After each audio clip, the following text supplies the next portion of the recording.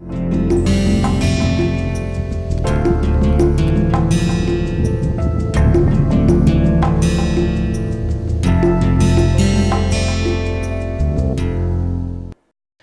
in the last lecture we looked at the levels of implementation that you can do with optical approaches to quantum computing, and there may be several more of it, but what we will do now is that we will look at those kinds of implementations with other aspects, as we mentioned in the last class also, that there are other aspects like spintronics where optics and other kinds of optical implementations as well as teleportation, we have looked at it before, all those become very interesting and important. Those we will deal with it as we look at those particular kinds of implementations.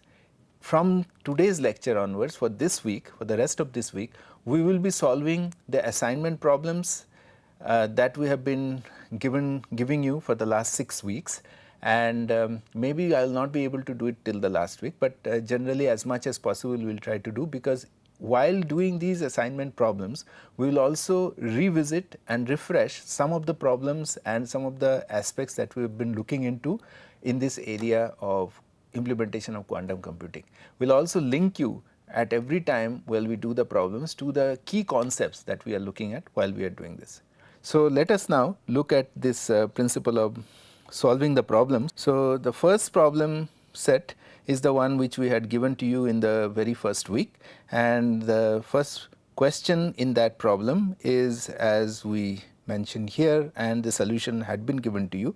But the basic concept that we were discussing and looking for in that problem was the principle of particle nature of light. So, with that, let us now look at all the different aspects that we can do for this particular problem. Started with in the first week, where we had these multiple choice questions and their solutions were given. So, the first one was based on the photoelectric effect, which was questioning the concept of photoelectric effect that we discussed. And so, the question basically was given to find out which of these different choices was important. So, it sort of was looking for the particle nature of light to be understood, and in this case most important parameter or understanding came from the discretization of the energy that was first proposed by Max Planck in terms of the Planck's constant H, and this is a visual representation of how the continuous energy picture changed to the discretized energy picture,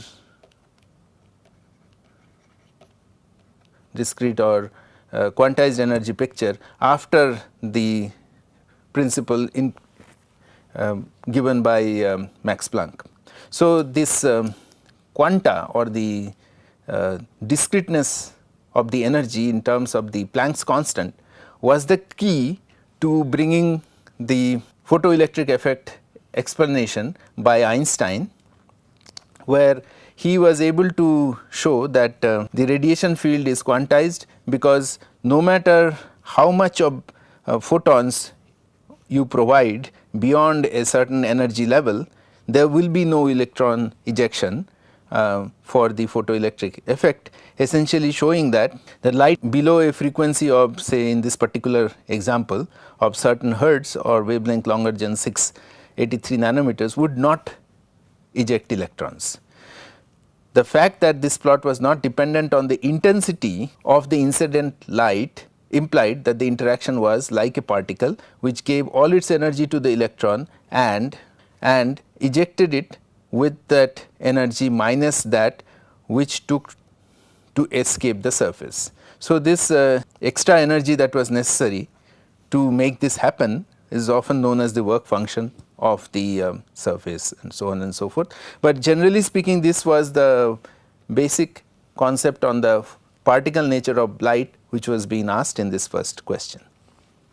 The second question goes into the uncertainty principle, which states that if you can measure position and time simultaneously, then you cannot measure. So, here one of the important things to remember that it actually questions both position and time and then gives you choices with respect to that. And so the correct choice is essentially the correlation between these two, which we now discuss here. So, this was first realized by Heisenberg, where he was able to understand in the world of very small particles, one cannot measure any property of a particle without interacting with it in some way. This interaction introduces an unavoidable uncertainty into the result, and one can never measure all the properties exactly. Now, this was the realization of Heisenberg that gave rise to this uncertainty principle. It is illustrated here in some detail. So, if you shine light on electron and detect the reflected light just using a microscope, you can assume this kind of a cartoonist picture where the electron photon collision happens before, and minimum uncertainty in position is given by the wavelength of light. So, to determine the position accurately, it is necessary to use light with a short wavelength. However, after the electron photon collision, by Planck's law, we know that there is a photon with short wavelength has a large energy, which would mean that you have to impart a large kick to the electron, but to determine its momentum accurately, electron must only give a small kick. So, the moment you want to actually determine the position very accurately, you are almost lost in terms of its momentum, and that is the basic idea here because of the recoil of this. So, this means using light of long wavelength.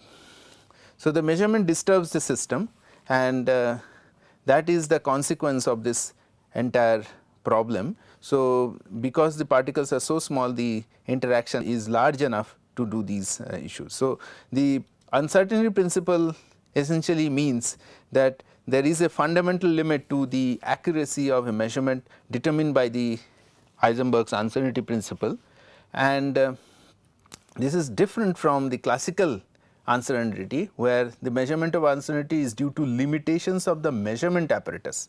It has nothing to do with the fundamental limit which is there in terms of quantum mechanics.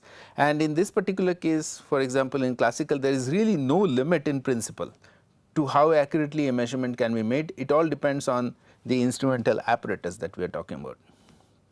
In quantum mechanics, we have these two very important aspects, one related to the position, which is the position accuracy, and the simultaneous measurement of the linear momentum with precision delta p. Then the product of the two can never be less than this. This is one part of the uncertainty. Heisenberg also recognized the time energy uncertainty relationship, which is related to the energy of the system as well as the time that is being used, and so there are two different uncertainties, and the problem probed both of them. That is why the answer was for both the cases, when position and velocity are the ones which cannot be measured simultaneously, and similarly time and energy cannot be mentioned simultaneously when all these four parameters are there. That is the reason why the answer was given in that particular way. This particular problem is perhaps easier, which basically introduces and looks at the concept of wave function, which is just a mathematical description of a quantum entity, and in a little bit more detailed manner, here is the description which we have already looked at before, but in very precise sense, this is the Schrödinger's proposed equation that accurately describes the motion of wave that accompanies the electron. This wave, represented by the Greek letter psi, gave precise predictions for the behavior of atoms.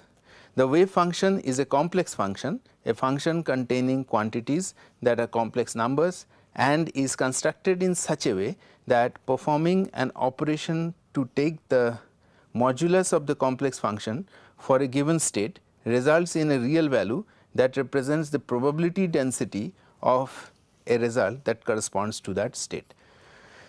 This is how wave function is transformed into a meaningful physical prediction. So, that is the importance of the wave function, that it actually embeds all the physical important information that are necessary. So, the wave function represented by Greek letter psi is a mathematical description of a quantum entity, and that is what the choice answer would have been. Similarly, the next question is on the combined condition of atomic orbitals, which is a molecular orbital, and this is defined in many different ways, but this is a particular definition which has been looked at here, and there is a little write up on it that I have put up for you now, so that it becomes clear. A molecular orbital is a mathematical function that describes the wave-like behavior of an electron in a molecule. The term orbital was introduced by Mulliken in 1932 as an abbreviation for one electron orbital wave function, and that is the reason why the most appropriate connection between the molecular orbital is to the one electron orbital wave function. At an elementary level, molecular orbital is used to describe the region of space in which the function has a significant amplitude. They are usually constructed by combining atomic orbitals or hybrid orbitals from each atom of the molecule or other molecular orbitals from groups of atoms. Molecular orbitals can be calculated quantitatively. That is why molecular orbitals have a lot of important positions and interactions to take care, and so I thought a little bit more detail on what we have done before is necessary. And here the most important part to keep in mind is that it is a mathematical entity which has to do with the one electron orbital wave function, and it is sort of like connecting to the molecular orbital in that sense. There are two questions on de Broglie. So, the first one is just trying to see that you connect the de Broglie to the concept that he essentially introduced, which is a matter wave characteristic, and so anything related to the wave like nature of matter is now considered to be related to de Broglie. So, that was the point of this particular question, and this is the concept that he introduced through his thesis, PhD thesis in 1924, where he proposed that just like light, both wave like and particle like properties, electrons with momentum p also have wave like properties like wavelength, with wavelength lambda, such that lambda is related to the Planck's constant over the momentum. Now, this relationship is now known to hold for all types of matter and not just for electrons, although it was initially proposed by him in his thesis for the electron, but it works for everything. Now, in the next question, taking on to the fact that this matter wave is a universal fact, the question is raised on how the ratio of that goes between them. And so, the ratio of de Broglie wavelength for a cricket ball of mass, of a given mass, to that of helium atom, both of which are travelling at the same speed, just for argument's sake, is being looked at. And to do this problem, it is important that you use the de Broglie relation, which that relates matter with momentum and its wavelength, and take a ratio of the two cases and realize that the wavelength is inversely proportional to mass and the velocity. Now, since the velocity has been kept same, so it essentially means that you have to only consider the mass of the system for both of them, and once you do that, you just get a ratio of the two masses, in this particular case 0.4 and 4 coming from the helium is cancelled, and you are left with a order of magnitude value which is simply relating the conversion between the two. So, the next question looks at degeneracy of a particular state so for example, this is 13.6 over n squared electron volt is the energy, is as you know, for the hydrogen atom, and it is under the constraints that the state has all these other characteristics, and you are supposed to find the solution, and this involves realizing that each quantum level n for an atom, okay, that is the principal quantum number, there are 0 to n minus 1 angular momentum states, each of which have a degeneracy of again 0 plus minus 1 all the way to plus minus L, which means that each L state will have 2L plus 1 degeneracy. So, the total degeneracy, given that each n state can have any value from 0 to n minus 1, would then mean a summation of this entire 2L plus 1 over 0 to n plus 1. So, once you do the summation, you will find that the answer, it's a series where the answer comes out to be n squared. So, that is how this little maths is supposed to take you there. The next couple of questions on this are essentially looking at the properties of the molecules to some level, but based on very simplistic arguments. So, considering a harmonic oscillator model for hydrogen molecule and an HD molecule, and assuming that the same force constants exist for both molecules, the lowest energy state for H2 is you have to find the two. Basically, you need to know the harmonic oscillator model form of energy, and the harmonic, for a harmonic oscillator, energy states are given by this, where V is the quantum number, where the V can go from anywhere from 0 to whatever number, and here the way the energy essentially exists makes sure that there is a 0 point energy, and because at V equal to 0 the energy exists, it is half h cross omega. H cross, by the way, as we all know, is h over 2 pi. Okay. Now, the frequency of vibration is given by the spring constant over or the force constant over the mass or reduced mass as the system may be, and assuming that this has been given in the problem, that the same force constant exists for both the molecules, the lowest energy state for both will have an inverse relationship with respect to their masses, with respect to their respective mass, which means that you will have the E0 being proportional to 1 over root m. And since hydrogen mass has a lower mass as compared to the HD molecule, the lowest energy for H2 will then therefore be higher than that of HD, because it is inversely proportional. So, HD will be slightly lower in energy than H2. So, that is the level of identification that you are supposed to make for these kinds of problems. Now, similarly, the other simple question was based on the idea as to how to look for wave functions and realize how many variables are necessary for describing a wave function. So, for a Schrödinger wave function of this is helium atom, it was asked how many coordinates or how many variables this depend on. So, in order to do that, the best thing is to draw a simplistic picture of, say, the helium atom, which has one nucleus and 2 electrons. Now, the potential part of this will have the electron-electron repulsion part, where there is a R12, which is the relative distance between the 2 electrons, and the 2 Coulombic attractions would be between the nuclei and the nucleus. So, the potential energy part will have 3 components, one of them is repulsive and the other 2 being attractive, and therefore, the wave function will depend on each of these 3 parameters, and each of these parameters are dependent on entire set of 3 possibilities. So, what we are essentially saying is if we consider all possibilities, we get a 9-dimensional problem. More clearly,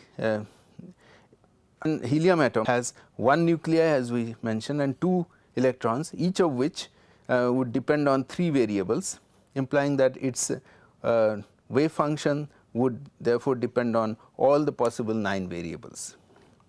So, this is how this problem has been looked at, and this is the sort of the way these problems have been designed and done in this kind of problem set. There is one issue in the last problem of this week 1, which while I was going through solving it, I realized that this question, where the lowest rotational energy gap of the linear carbon dioxide molecule is being questioned under the assumption that it is a 3D rigid rotor. This is a completely thought problem, because it is thought of as a linear molecule and assumed to be a 3D rigid rotor, where the carbon is said to be at the center of the rotating axis, and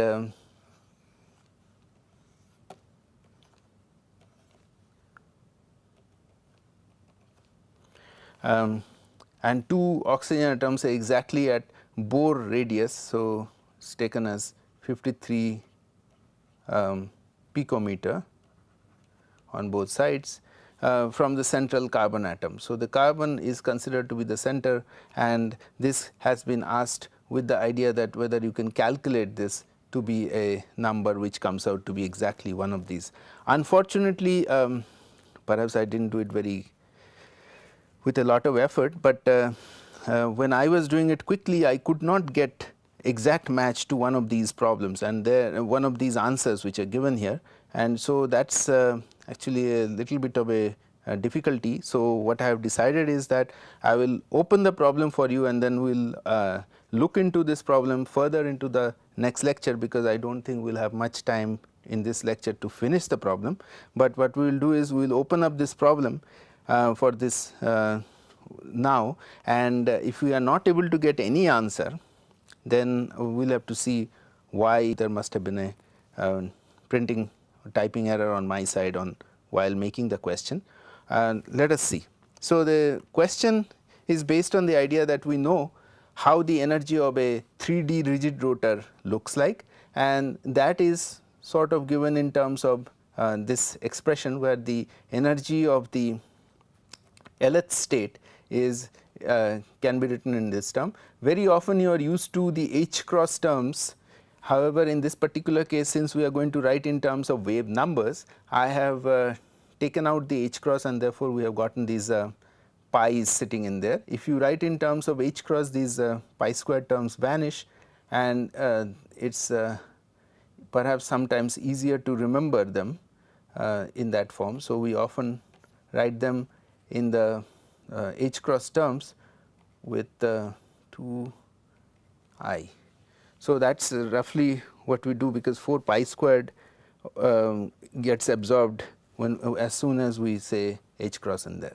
But irrespective, whichever we remember, your energy is going to look like this, and this results in an energy gap in terms of L to L plus 1. Let us say you will get something of this form.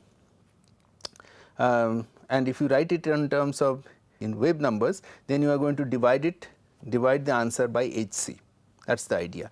And in this particular case, when you divide by Hc, you have to remember to use your value of C in terms of centimeters per second. So, generally in these cases, what is done is it is taken as 3 times, roughly 3 times 10 to the power 10 centimeters per second is the velocity of light which is taken, instead of 10 to the power 8, 3 times 10 to the power 8 meters per second. This is just to make sure that we can get the wave number unit at the end.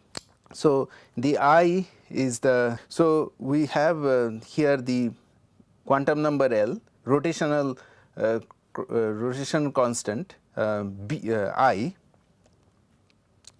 Now, I is related to the reduced mass in this case.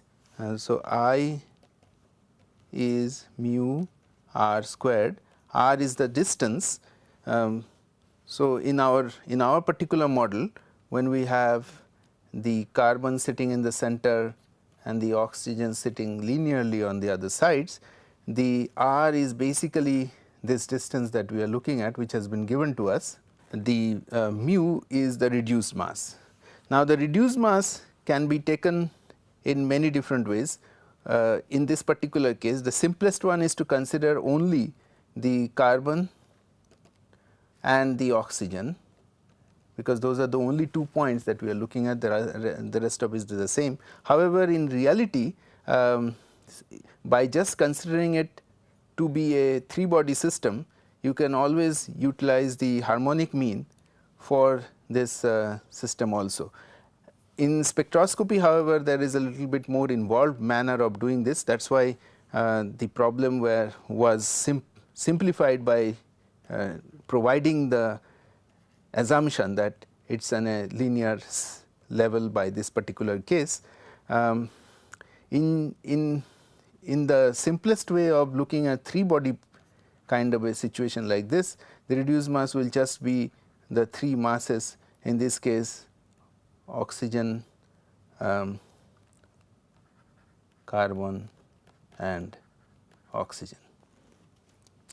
This could also be used, but to make it even simpler, we just kept between the two to get a rough estimate, and we have to always use the unit for conversion into the kilogram, that was it goes, and the R has been given as we mentioned in the question. So, the moment of inertia I can then be calculated, although this particular way of calculating the moment of inertia has a lot of assumption in it, and anyway by going by this route we can get some form from where we can get the lowest rotational energy gap, which we have described here, by just plugging in the values. It so turns out that once we plug in these values in order to get the number in terms of wave numbers, at least I did not find it to come close enough to the values that we are used to.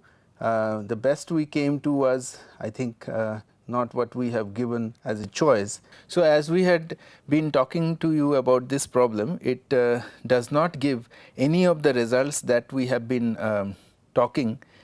that we have provided in this problem. That is because most of the, so this last problem in that week's problem set had the difficulty that the printed solutions that were provided as options did not actually come as any of the answers that we are looking at here, either when you do it in the approximate sense that we present here or any of the other sense that we do here, and therefore, I do not think you will find any solution which will be in connection correct to the options that are given. So, in that way, what I am going to do is we are not going to have that as a grade numbering for you. We will take that part off, but the solution part was important to show you as to how to do this problem, because it is more important to realize how to do a problem rather than to just be able to get some marks for it. So, what I have done here is that I have given you an idea as to how to do this problem in case something of similar nature comes out. It can be very much more complicated, as I have been mentioning here, but many times we will be essentially looking at the problem in a much more simpler way to make sure that we are getting the main aspects of the problem. So, the next week we will be looking at the other problem sets that we have been giving you, and with this I would like to close today's lecture. See you next time. Thank you.